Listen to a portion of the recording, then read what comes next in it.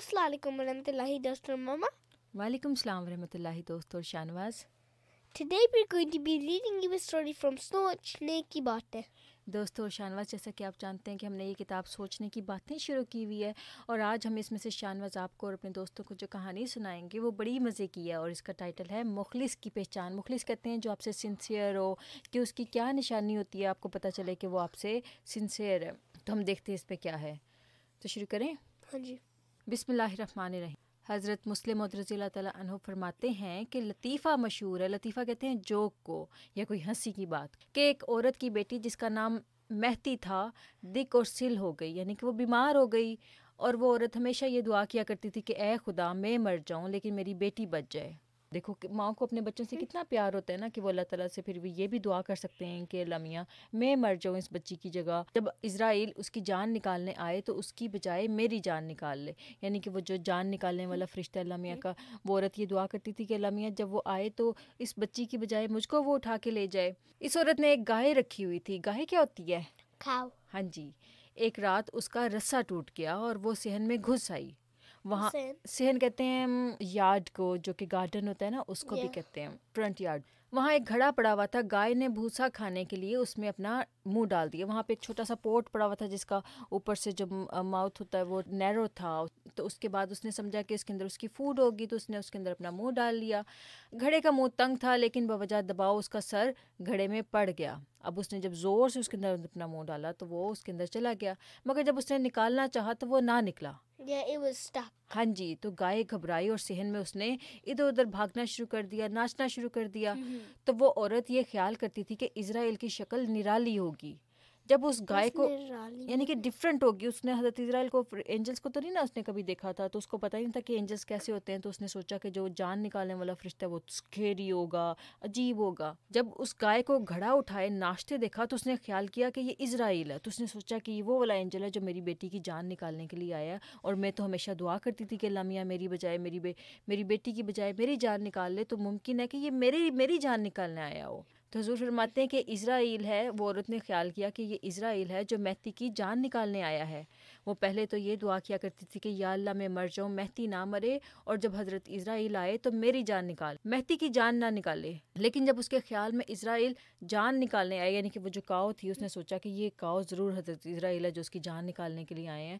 تو وہ سب دعائیں بھول گئی اور الٹا کہنے لگی کہ ملک الموت من نہ مہدی من یکے پیرزال محنتی یعنی جو عورت پہلے یہ دعا کر رہی تھی کہ اسرائیل میری لڑکی کی بجائے میری جان نکال لے، وہی جب وقت آیا تو کہنے لگی میں مہدی یعنی کہ لڑکی کی والدہ نہیں، ایک اور مزدور عورت ہوں.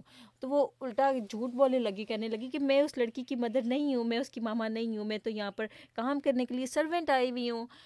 تو وہ یہی مثال اس شخص کی ہے جو درود پڑھتا ہے. تو حضور دیکھو کتنی فنی بات ہے کہ جب انسان کی اصل میں جان کوئی نکالنے والا ہوتا ہے تو پھر اس کو اپنی جان پیاری ہو جاتی ہے. جب اس کے پر اصل وقت آتا ہے تو اس وقت انسان کو پتہ چلتا ہے کہ کون اس کے ساتھ سنسیئر تھا. تو حضور آگے فرماتے ہیں کہ یہی مثال اس شخص کی ہے جو درود پڑھتا ہے اور کہتا ہے کہ خدا تعالیٰ رسول کریم صلی اللہ علیہ وسلم کو اپنے بیٹے قربان کرنے کے مواقع بار بار دے. حضرت ابراہیم علیہ السلام کو تو ایک دفعہ بیٹا قربان کرنے کا موقع ملا تھا، لیکن محمد صلی اللہ علیہ وسلم کو بار بار بیٹا قربان کرنے کا موقع ملے. پھر اسماعیل علیہ السلام کو تو ایک دفعہ قربان ہونے کا موقع ملا تھا، لیکن تم دعا کرتے ہو کہ اے خدا ہمیں بار بار قربان ہونے کا موقع دے.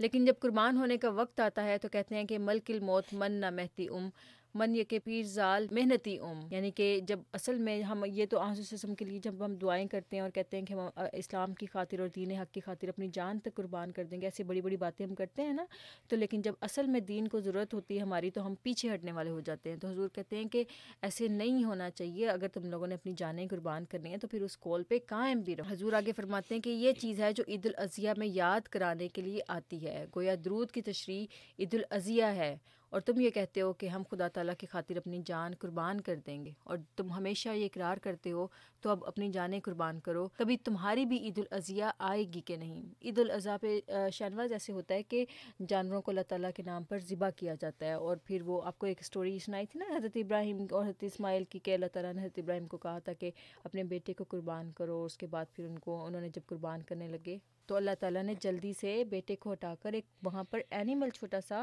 دمبا لے آئے، اور پھر اس طرح سے وہ اس ٹیسٹ میں پاس ہو گئے. تو اسی طرح سے حضور فرماتے ہیں کہ درود شریف کا مطلب یہ ہے کہ ہم اپنی جانیں ہر وقت حضور صلی اللہ علیہ وآلہ وسلم اور ان کے دین کے لیے قربان کرنے کے لیے تیار رہیں گے. تو حضور فرماتے ہیں کہ عید الاضحیٰ کا بھی یہی مطلب ہے. امید ہے کہ ہمارے دوستوں کو یہ واقعہ سمجھ میں بھی آیا ہوگا اور آپ نے انجوائے بھی کیا ہوگا. انشاءاللہ آنے والی ویڈیوز میں ہم اس کتاب کو کنٹینیو کریں گے. تب تک کے لیے اللہ حافظ and don't forget to subscribe our channels. واحد کا ہوں دل دادا اور واحد میرا پیارا ہے